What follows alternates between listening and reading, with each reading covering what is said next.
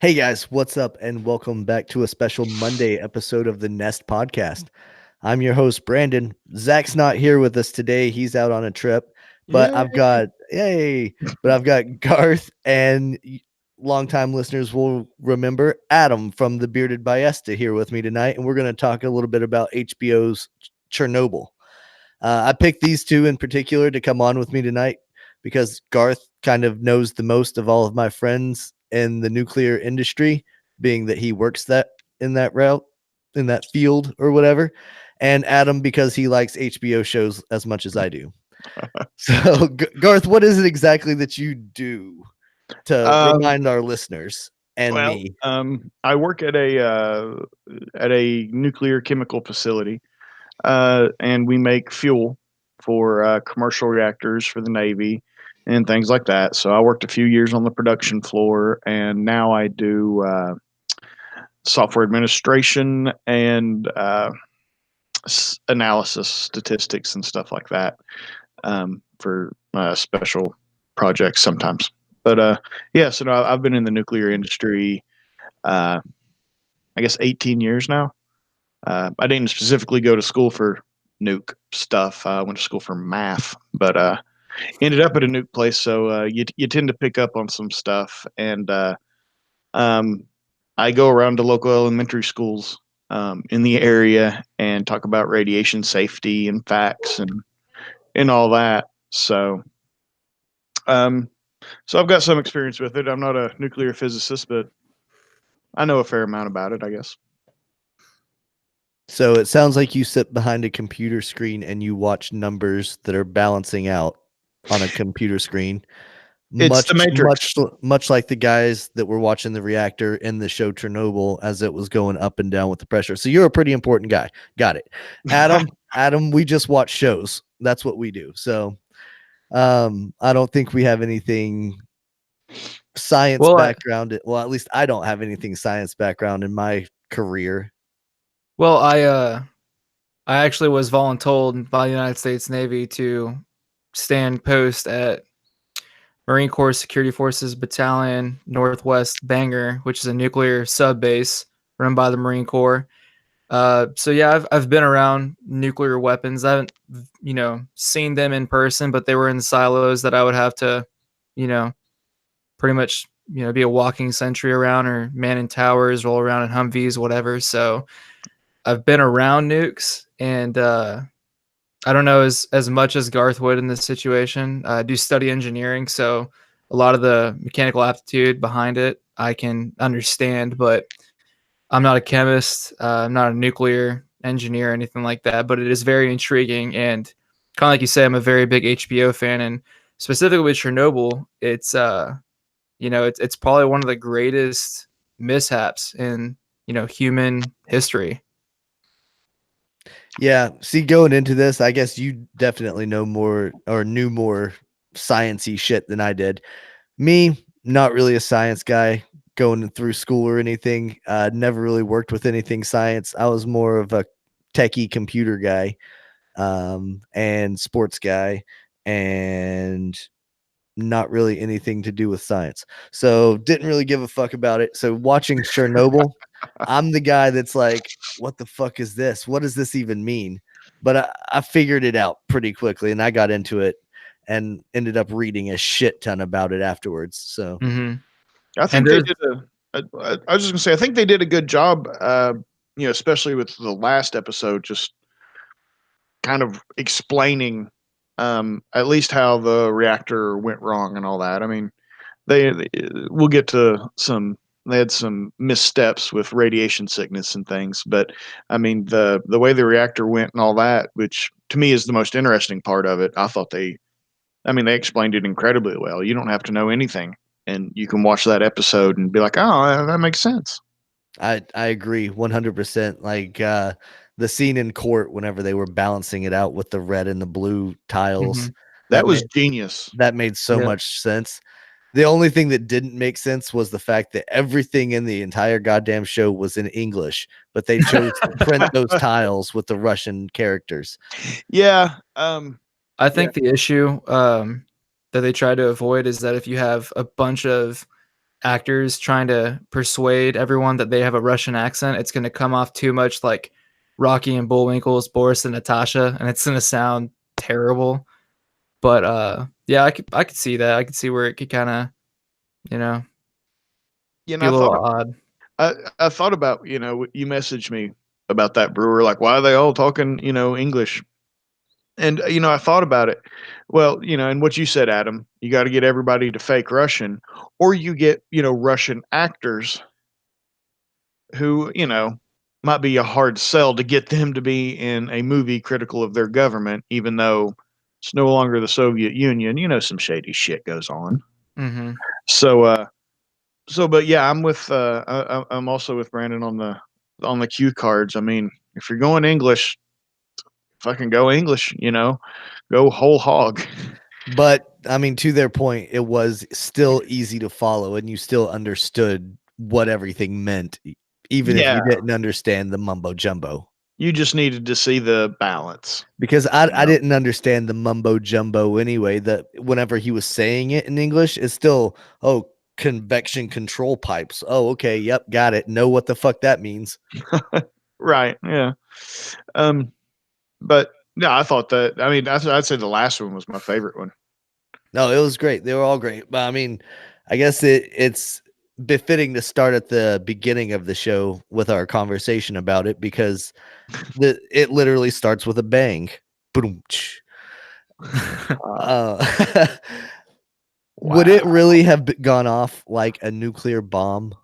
Like they kind of made it look in the first episode when the chick was walking around her apartment, and then it looked like a bomb outside of her window, shook her windows and all that. Well, I mean, from everything I've read, I tried to read a lot. It would have been a massive explosion. Okay. I mean, they even showed real pictures of the damage. And I think anything anything that can make that kind of a hole in the side of a building, is probably going to be pretty big. Now, did it shake the windows in Pripyat? Hell, I don't know. But I know, they showed the blue beam, the blue ion. That's just ionization. Now that happened. That would have been real. What about the fires? Would the fires really would have ravaged the buildings like that? Because I graphite. Yeah, I wouldn't think it would have been that too many fires. I was just spewing radiation. I got it. I get that. Well, you got to remember, it's super heated. It's hot as fuck. They're boiling water with it, and it's at full. I mean, it's full criticality. I mean, I think it's probably what you'd call super critical. Maybe, again, I'm not a nuke, but I mean, it's at this point it's uncontrolled. You have an uncontrolled nuclear fission chain reaction going, creating massive amounts of heat, and water is not what you want to put on it. That's just going to make things worse. So I would imagine that shit you couldn't think would catch fire would catch fire. Yeah, I think that in this particular situation, the explosion happened as it did. I mean, the show, I even did a little bit of my own research afterwards. This, nuclear reactor 4 and pretty much all of the Chernobyl, power plant, it was basically a bomb. There were a lot of, human errors to the way it was constructed. And of course, they ran their, safety tests with the turbines. Shit goes sideways. They drop to 1% of power, and then it leads to a giant power surge. I mean, and besides that, with how far the graphite was launched from that building, I mean, I'd say, yeah, it probably did maybe shake Pripyat. I mean, the way that it went. I'm not an expert on it, but just understanding the situation, how it went, I think it would make sense. I'm not buying a big fire. Exhibit A. Look at the pictures of the Chernobyl reactor after it blew. It's not a charred building. I've seen factories that have burnt to the ground, and they are charred and blackened and all covered in soot. Right. but you're also, well, I don't know. Soot is just carbon, and so is graphite. So when graphite burns, fuck, I don't know what it leaves behind. I mean, I'll tell you what. If you want proof that there was a fire, they called firefighters. No, I get that there were probably small fires, but Yeah, they're also going to call firefighters to a fucking accident on an overpass. true. But I mean, how many of them died? Like, is it 30 something? I think They 30 say over. 30, 31, I think 31. was the That's what they're official stance. claiming. Yeah. Yeah. Well, that's total. Yeah, that's everybody. Firefighters, it was like they were the majority of that, I believe, though. Oh, probably. Yeah, that would make sense. Yeah, they're claiming 31, but yeah. That's like initial impact too, because if you look at the miners that were actually down there, I think it was 1 in 4 Yeah. died due to cancer that, they, Those naked ass miners. yeah. That was great. But yeah, I mean, there was an explosion. I'm sure. I mean, with that much heat, things are going to catch fire. You know, and the only things that are going to leave soot are things that contain carbon, I would think. So, I had another point, but I can't remember it right now. right. When I Okay. think of it, I'll come back to that one. Yeah, we can call this the science-ish episode. Yeah. A lot Yeah. of ish. Issues. Yeah, we don't know any of this shit. We're just making it up as we go. Now, I did see, you know how at the end they talked about the Bridge of Death? You're talking about the explosion and Pripyat. The people watching the fire, they say, those people died. That can't be confirmed. That it's kind of like one of those old, wives' tales or old rumors that circulate about it, that all those people died, but it's never been confirmed. And one thing that I thought was interesting is, those 3 dudes that went and drained the water. They survived. Yeah, everybody thought they were dead until somebody got to looking into it, and they're like, "Oh no, they built statues for the motherfuckers. They're still alive." Yeah, one of them died not too long ago, and I think the other 2 are still alive. Yeah, To me, that was the coolest part of the entire series, was it showed how common people were really the heroes of the day. well, yeah. I mean, for dramatic effect, yeah, that's not how it went down, but yeah, I think there was a lot more of gun to their heads. I'm sure it was a lot of voluntold stuff. Yeah, that's. I mean, the way from what I read about it was a voluntold situation. Like, this is your job, do it for, Mother Russia or whatever. I don't think they had a volunteer kind of thing, but I mean, just that scene of them going down in there. I mean, it's very anxiety inducing. I think everybody, has heard the sound of a Geiger counter before. Yeah. I love how anytime that the character that they were following was in a radioactive area, they had the Geiger sounds going on. God, I thought that was really cool. Nice touch, HBO. There was a lot of parallels between this. And I don't know if you guys have seen the movie Dunkirk, but they did a really good job at inducing anxiety with this show, like they did in Dunkirk. Right. With a ticking sound, kind of like your heartbeat in a way. Mm-hmm.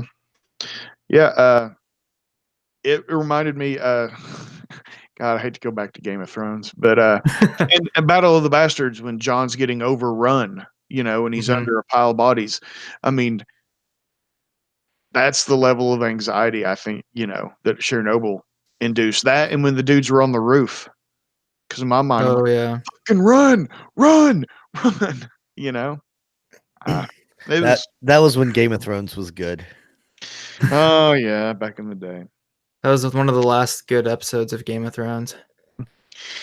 So do you agree with the IMDb ratings that this is the best show ever, better than Game of Thrones? I think that's a little rushed. I think that they have an easier.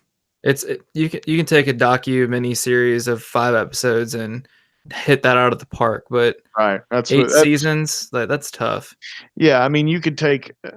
Yeah, no, I mean, I think that was a dumb sound bite, on the internet, really, because I mean, if we're talking sciencey and math stuff, if you were to compare the average ratings, yeah, of course it would win, but it's not statistically significant because it's not even near the same amount of data.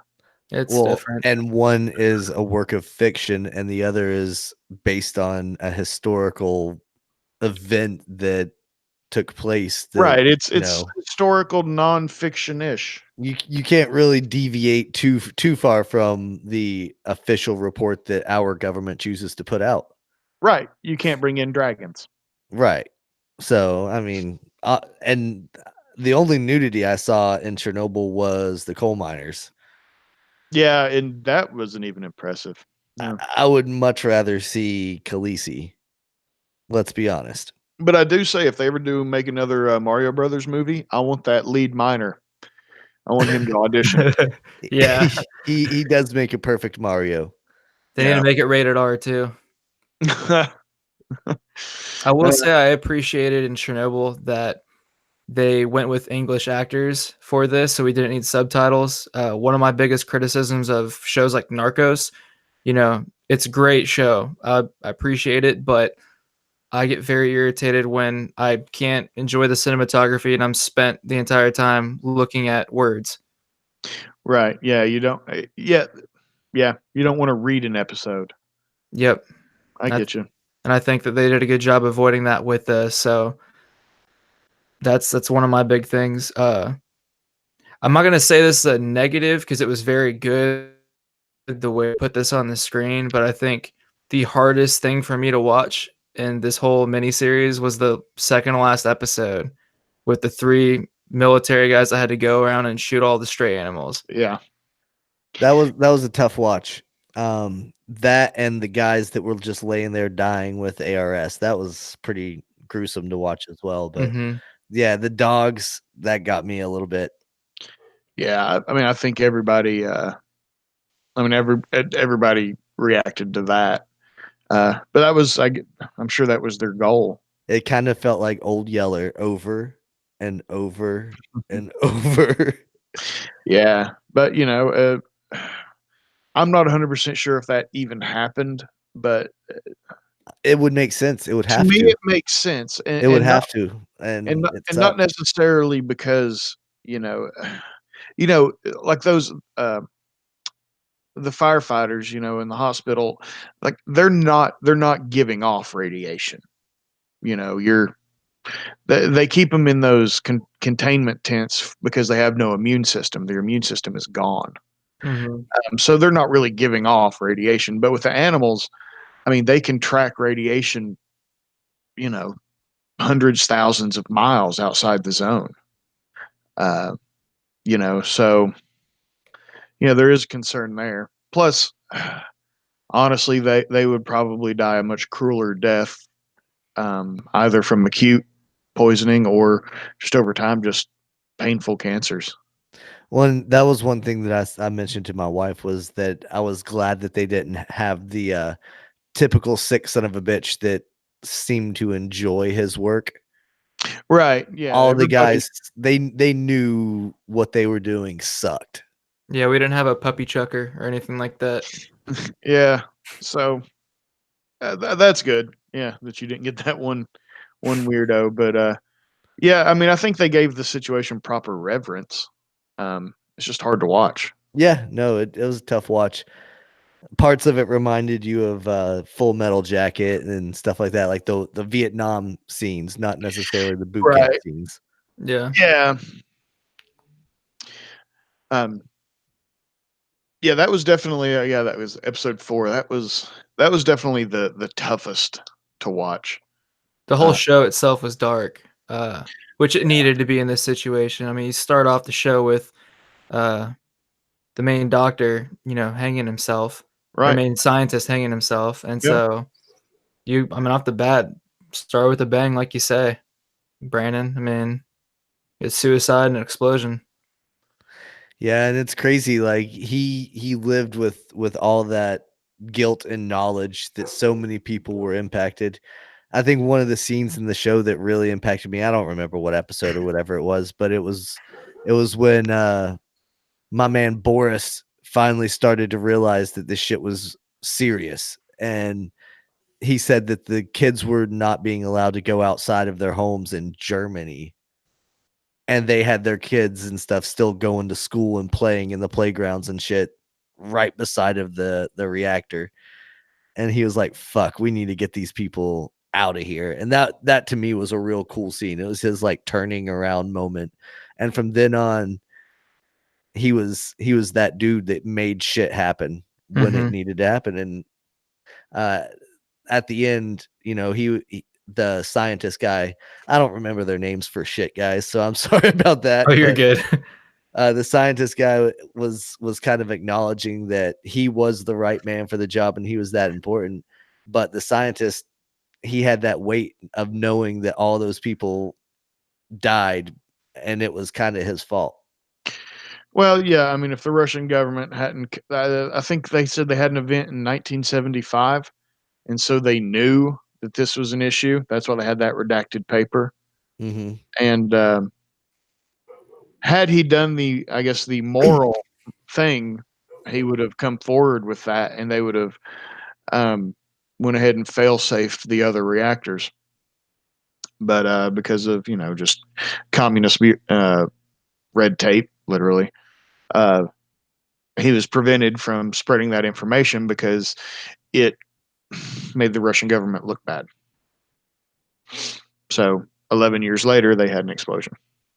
They did a great job in this show portraying how a lot of these characters in higher political power really had no idea what they were doing. And, you know, the same goes with a lot of the military guys where they, you know, they didn't really want to be there. Kind of going back to the whole, you know, shooting the animals, the main kid that gets drafted and has to do that is actually the same character that dies in Dunkirk. But he did a really good job portraying about how he's just kind of thrown in the situation because of the shitty USSR.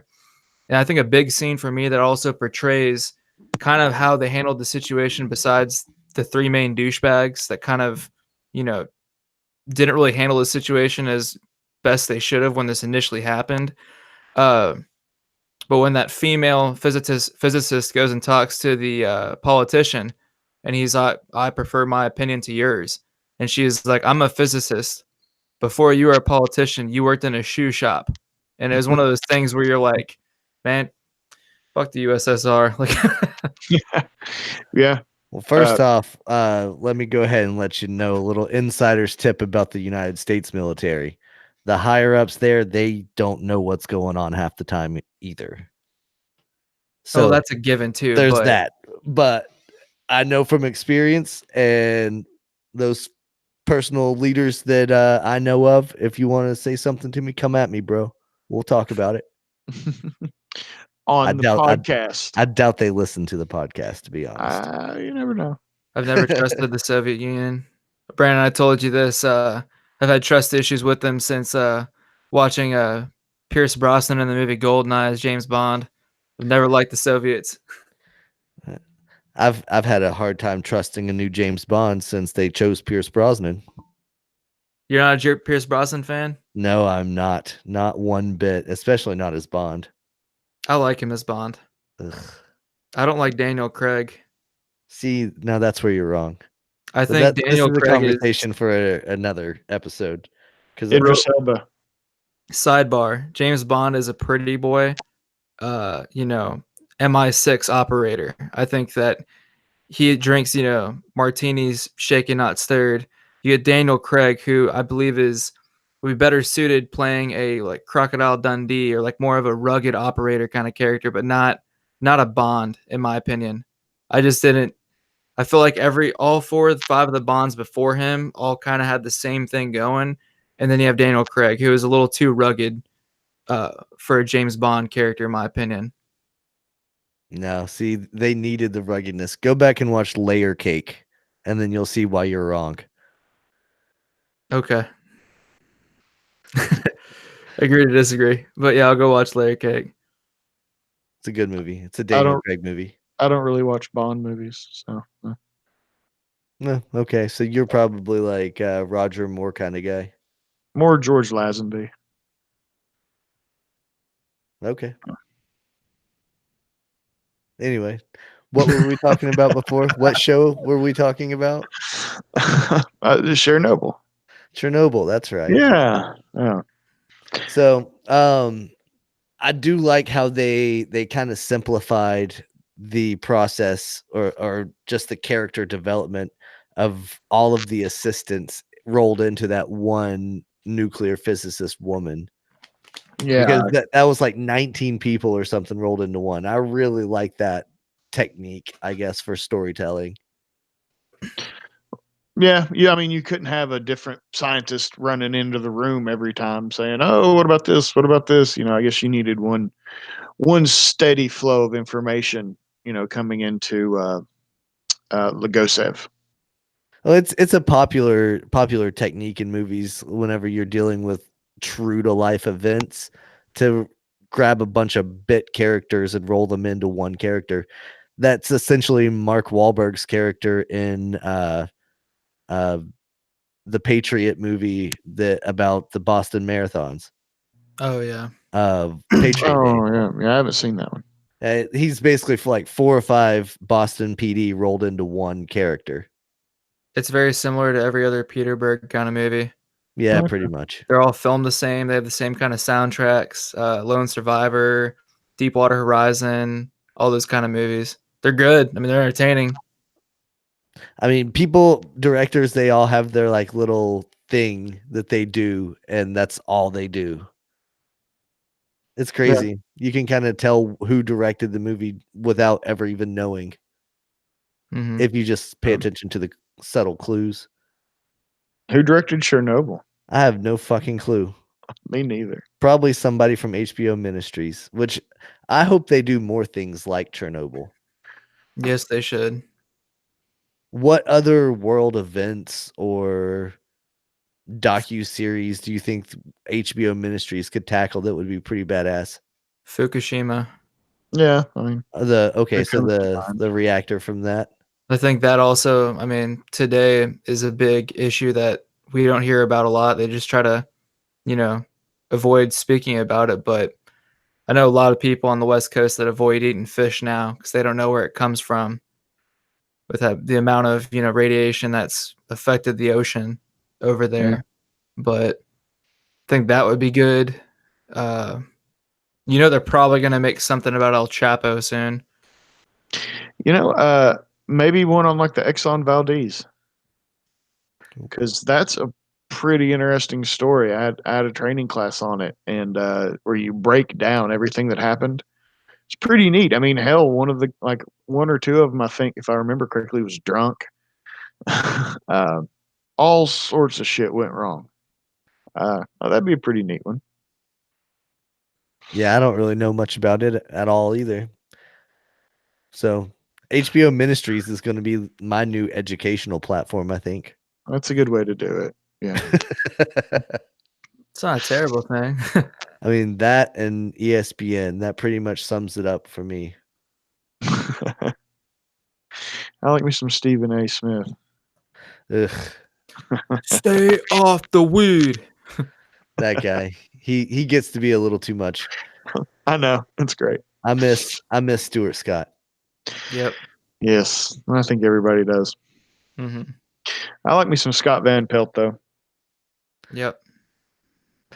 I think we've reached that point in the episode where we no longer have anything to talk about.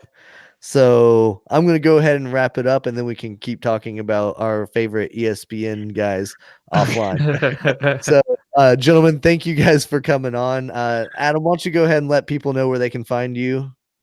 Yeah, so I've been MIA for a couple weeks and busy with, fishing and different work stuff going on. Got a couple of things in the work for the Bearded Ballesta podcast. We're going to be talking a lot more movies. I'm not ready to hang my hat on Game of Thrones yet. I think I'm going to, dig deep into the books. We're going to talk a little more theories and talk about how things should have played out in comparison to the HBO series. Yeah, so a lot of things coming up. I'm going to talk more UFC, sports, specifically college football and NFL coming up. But you can Woo. find me. What's up? Oh, you just said football. Woo. Oh yeah, it's finally almost here. But you can find me on iTunes and Podbean, the Bearded Ballesta channel. If you have any questions or have any specific topics you want to talk about, you can send me a message on Instagram at bearded_ballesta. Cool. Yeah, you gonna watch UFC 239? Absolutely. Cool. We might have to have you on the regular Nest podcast to talk about that pay-per-view if you would like and are available. Oh, of course. Definitely. I'll talk MMA all day. Awesome. Sounds good. Yeah, we're pumped about the Jones fight, and then Amanda Nunes is on that card fighting Holly Holm. I'm rooting for Holly. Are you really? Oh my god. The preacher's daughter, man. Watch No, out. Fuck out of here. Watch out, dude. I'm telling you. Fuck out of here. And real quick before we get off, if any of you have ever watched Amanda Nunes when she fought Valentina Shevchenko, it's unpopular opinion, but I think Shevchenko beat her back in the day when Shevchenko and her were in the same weight class. My man Wallow has a little button that he presses whenever people say things that are dumb and stupid and all that stuff. You know, the first one is just a bunch of boos, a chorus of boos. And then he has one that's Chris Jericho saying, "Stupid idiot." You're lucky I don't have that soundboard because I would be blowing you up right now, sir. Nunes is a great fighter. She's well-rounded. And she is pound for pound one of the best. However, every dog's got his day, and I think Holly Holm is gonna bring it come July 6th. Get the fuck out of here. All right, Garth, do you want to try to hint to people find your Tumblr, or are you good? Huh? Oh, I mean, yeah, it's still out there. I tell you what, if you're really curious, go to Tumblr and maybe look under relationship advice. You'll probably know it when you see it. Fair enough. That's actually a pretty good hint. All right, guys, tune back in on either Thursday or Friday this week when we go live. We're going to drop this episode tonight, and then we're going to drop our sports episode on Saturday morning. Make sure you subscribe and download future episodes. Thanks for listening. Thanks for coming on, guys. Thank you. See ya.